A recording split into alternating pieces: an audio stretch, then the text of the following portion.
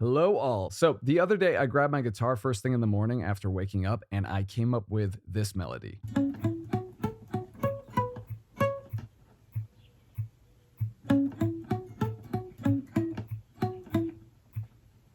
In today's video, I want to show you not only how I came up with this idea, but also how I reverse engineered the melody to determine 1, what scale it came from, 2, what key it's in, and ultimately 3, what chords are at my disposal to see what direction I can take this idea in. My hope is that after watching this video, you can pick up some insights in how to use both hemispheres of your brain to work for you during the whole songwriting process, right? A lot of people think it's just a right-brained activity, but it all depends on the order that you put things in, right? If this is kind of a ready, fire, aim approach that I'm showing you today. So I hope it helps out. Let's get started.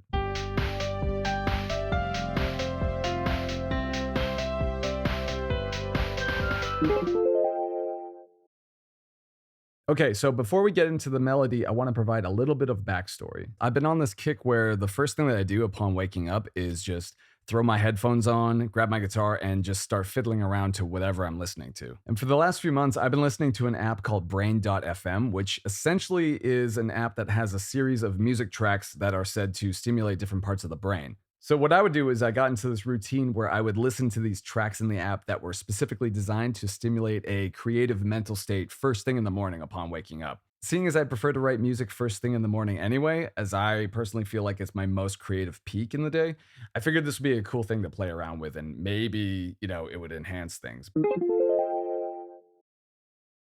So here's a really rough idea that I threw together after rolling out of bed and just starting to listen to one of these tracks.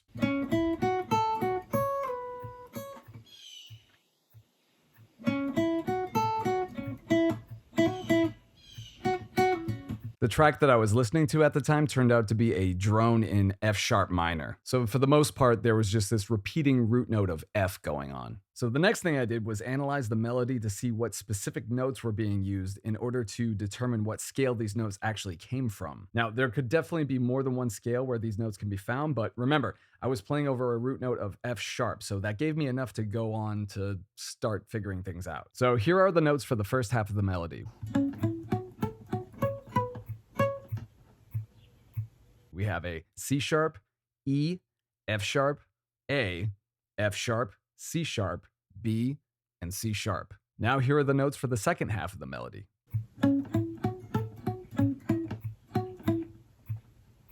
You'll notice it's similar, but a little bit different. It is C sharp, E, F sharp, A, F sharp, C sharp, and now E, F sharp, and E. The next thing I'll do is arrange these notes in alphabetical order, starting from F sharp. Between the two halves of the melody, we have these 5 notes being used: F sharp, A, B, C sharp, and E. Now let's play them in the specific order.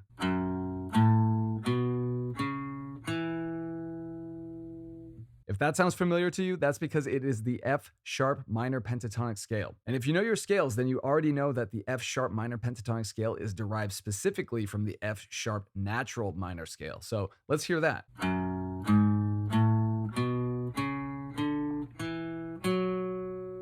So just to check our work here, let's analyze the notes that are in the melody itself.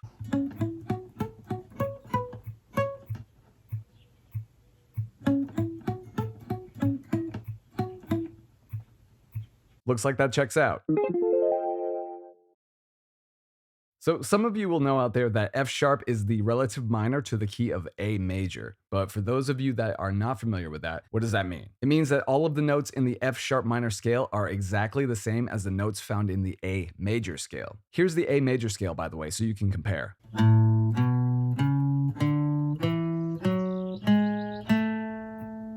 Now, because all of the notes in the F sharp minor scale are the same as the notes found in the A major scale, that means that all of the chords in F sharp minor are the same as the chords in the key of A major. Long story short, this means all of the chords in A major are going to sound good underneath this melody. For example, let's play a 6-4-1-5 progression in A major. So that's going to be an F sharp minor chord, a D major chord, an A major chord, and an E major chord.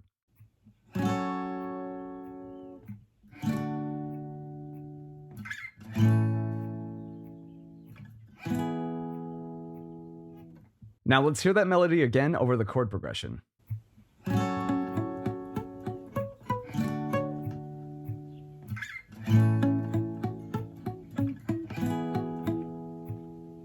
Now let's swap out the F sharp minor chord for a B minor chord. In other words, let's swap out the 6th chord for the 2 chord.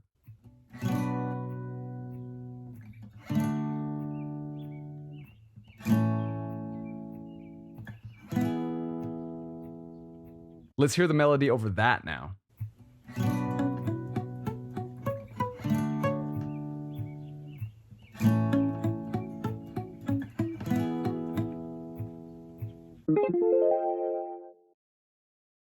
So that's all I've got for you today. I just want to end this by saying that all of this happened because I created first and then I analyzed second. I do believe that you can use both sides of the brain during the creative process, but it is all about what syntax you put things in. In other words, what order things go in during your process. So, just to recap, I took a specific action by listening to an instrumental track first thing in the morning upon waking up. That action prompted a flow state, which essentially allowed me to get out of my own way and ultimately react musically to what was going on.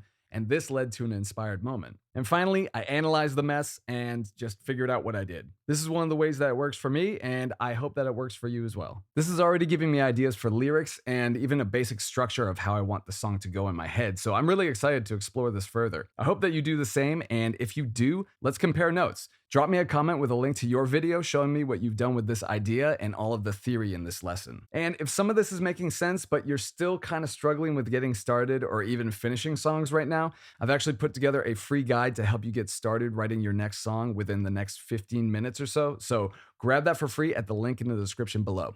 Thanks. I'll see you on the next one.